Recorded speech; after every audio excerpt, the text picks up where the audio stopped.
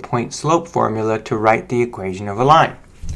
There are a few ways to write an equation of a line. The most common way we teach students is what we call slope-intercept form. That's this first one here. We call it that because the m is the slope and the b represents our intercept or our y-intercept. So we call it slope-intercept form because it's giving the slope and the intercept. So we could find those and graph them very easily. This one's called point-slope form because we're going to use the slope, still using the letter m, and we're going to include a point, hk. And h and k simply represent any numbers where the x value spot is x or is h, and the spot that's normally the y value is representing k. So let's take a look how we make that equation. It's quite easy. If you have a slope first, you need that, of 3, and you're given a point, you want to notice in the formula that in a negative is next to the k and the h.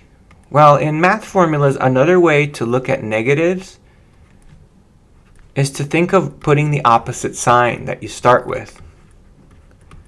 You're going to see that in other formulas like the circle formula.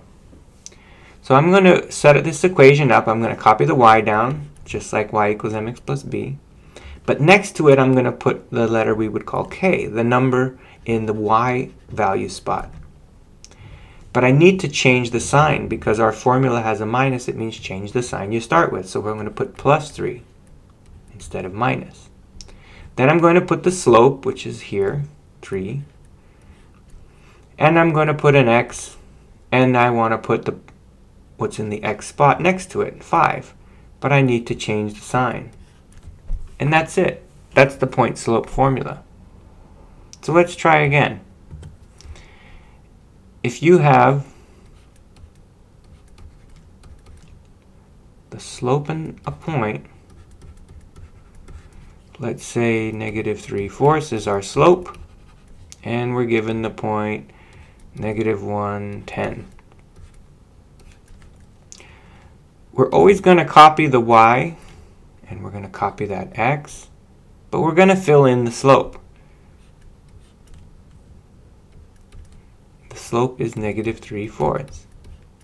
So the letter k represents the number in the y value spot for the point you're given. But again, that minus sign represents changing what we started with from positive 10 to negative 10. Then we finish by putting the x, and next to the x goes what's in the x spot. But we change the sign. And that's it. That would be our equation for a line in point-slope formula. So let's do the reverse. If you're given a point-slope formula, can you extract or pull out the slope, and can you pull out the point? So here would be the slope, m equals 2, and the starting point that you can graph and make your line with would be the x value first. So next to the x value we have 4, we change the sign. And next to the y value we have negative 2, we change the sign.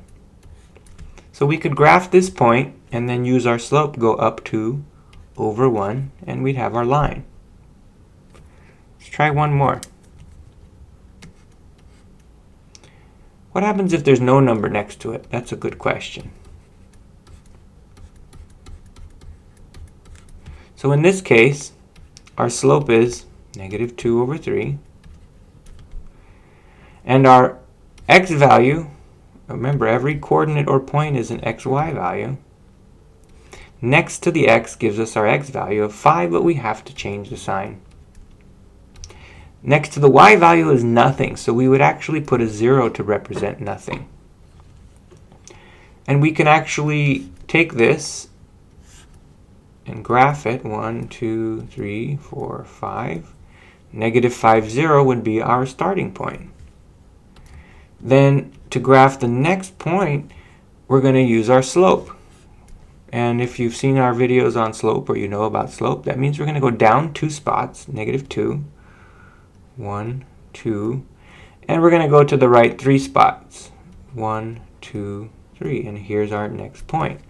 We simply connect those to create our line, and we would have our equation of a line graphed.